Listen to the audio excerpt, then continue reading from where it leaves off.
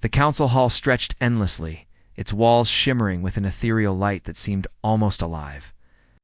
Humans had only recently entered this sector of the galaxy, and their reputation had preceded them, whispers of resilience, ingenuity, and an unpredictable boldness. For the alien civilizations gathered here, humans were a curiosity, a threat, and, in some cases, a source of irritation. At the center of this vast chamber, the alien queen presided over her subjects, her presence commanding attention like a gravitational pull no one could resist. Kale, a young human envoy, stepped lightly into the hall. Feeling the weight of hundreds of alien eyes on him, each species in attendance was unlike the next, some with glimmering exoskeletons, others with bioluminescent skin that pulsed with their emotions, and some whose shapes defied any sense of symmetry familiar to humans. He had been briefed on decorum, on the need to appear humble, cautious, and compliant. But he could feel, as he had from the moment he first approached this gathering, that humans had a way of defying expectation, a quality he both feared and trusted. The alien queen's gaze fell on him, sharp and unyielding. Her crown, woven of crystalline filaments, refracted the light of the hall into a cascade of prismatic colors, illuminating her features with an almost hypnotic brilliance. When she spoke, her voice echoed in the minds of all present rather than through the air. It was not sound as humans knew, it was a force that penetrated thought. "Human," she said, her voice reverberating in Kale's mind. "We have heard your species is unusual. You are here to speak on behalf of your people. What is it you offer, and what is it you seek?" Kale swallowed hard, sensing the weight of the room's attention. The other delegates leaned forward, their myriad forms shimmering with anticipation. Kale's training had prepared him for negotiation, but nothing could have prepared him for the sensation he felt next. The alien queen was reaching into his mind, not gently, but with a precision that left him exposed, raw, and entirely vulnerable. His private thoughts, his fears, his doubts, even the smallest insecurities were suddenly transparent.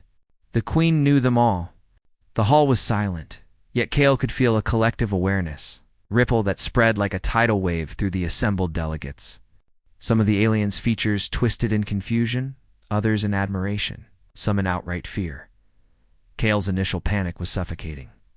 He had rehearsed his words, his gestures, his reasoning, but no preparation could shield the mind from such unrelenting scrutiny.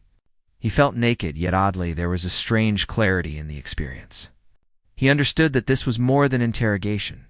The queen was probing for truth, for essence, for the raw kernel of intent behind his presence. He took a steadying breath, forcing his mind to open fully, to let nothing hide. There was no point in resistance. Humans were unpredictable not because they were careless, but because they were resilient, because they were willing to face fear, uncertainty, and exposure with a stubborn, unyielding courage. "I speak honestly," he finally said, his voice firm despite the mental weight pressing on him. "I come with no deceit. I come because we seek understanding, not conquest. We seek alliances, not subjugation. And yes, I am afraid, as any human would be, but I am not paralyzed by it. We are willing to meet the galaxy on its terms, even when those terms are strange, even when we are exposed." For a moment, nothing happened. The silence of the hall pressed down on him like a physical force. Then, slowly, the alien delegates began to murmur, some exchanging gestures that Kale could not fully decipher, their expressions a mix of astonishment and caution. The queen's gaze held him. "Your thoughts? They are not entirely your own, yet they are unmistakably human. There is a strength in your openness. It is inconvenient for those who rely on subterfuge, yet it is compelling. Your people possess a quality rare among the stars, the ability to endure exposure without surrendering integrity." Kale's pulse raced. Not from fear this time, but from the recognition that he had survived the first test not through cunning, but by being himself. "You demonstrate what your species calls resilience," the queen continued. "And yet, there is more beneath your courage. There is an audacity that borders on recklessness. Are you aware of the consequences of this exposure, human? Yes, Kale replied, meeting her thought with a clear, unwavering resolve. I am aware. But if we wish to be known, to be understood, there is no other way. To hide is to fail before we begin. We would rather risk misunderstanding than live as shadows. The hall fell completely silent again, the tension so dense it seemed to press on the very walls. And then, as if by some invisible signal, the delegates' postures shifted. Respect replaced suspicion. Interest replaced doubt. Even some who had seemed outright hostile were compelled to acknowledge that this human was unlike any they had encountered. The Queen leaned forward, her presence magnifying. Few humans have dared such transparency in the face of the entire galaxy. Few possess the will to lay bare their essence and still hold their ground. You are remarkable. Not merely for bravery, but for clarity. For truth. Kale felt a surge of relief, mixed with an unexpected pride. Humans were not gods. They were not invincible. They were flawed, emotional, and often impulsive. But they had something in their nature that even the most sophisticated alien intelligence struggled to grasp: the courage to face exposure, and the ability to endure judgment without ceding selfhood. Your people. They have much to teach and much to learn, the Queen said.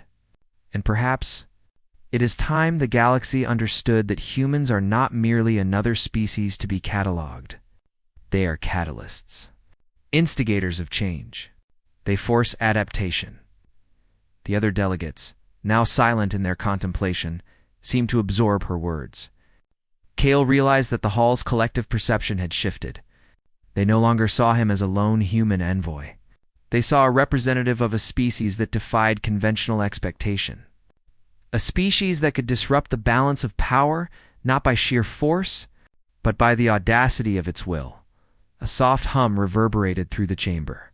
Kale instinctively straightened, feeling that even the walls themselves were reacting to the recognition of potential. This was no longer simply a diplomatic audience. This was a moment of historical significance. The first time humans had demonstrated in such a raw, undeniable way that they could face the unknown and emerge with integrity intact. The Queen's gaze softened slightly. You may speak freely now, human.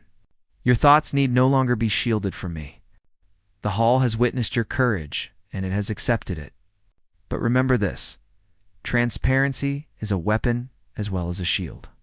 You have wielded it well. Do not underestimate its power or its danger. Kale nodded, understanding fully. The act of exposing one's thoughts was not just a test of courage, it was an assertion of identity. A declaration that humans would not be easily contained, understood, or subdued. And yet it was also a risk, for not all eyes in the galaxy would react as the Queen's had. Some might seek to exploit that openness, to twist it into vulnerability, as he spoke. The Queen's mental presence gradually receded, leaving him with a sense of both liberation and weight. He had survived, but the encounter had changed him.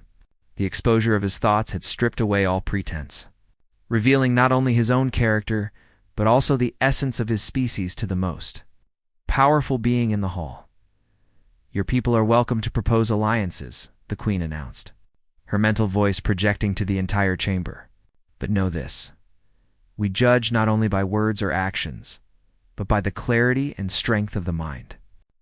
Humans have shown both, in ways none here could ignore. Kale allowed himself a small, controlled exhale. He had not simply represented himself, he had represented humanity. Every doubt, every fear, every flicker of courage had been visible, and yet it had not been a weakness. It had been a revelation. The delegates began to rise, offering gestures of cautious respect. And the air in the hall seemed to pulse with the possibility of dialogue rather than conflict. Kale could sense that the balance of perception had shifted. Humans were no longer just a curiosity, they were a force to be reckoned with, not because of overwhelming power, but because of their capacity for honesty, resilience, and audacious courage. The Queen's attention returned to him one final time. Human, remember this: the galaxy will test you.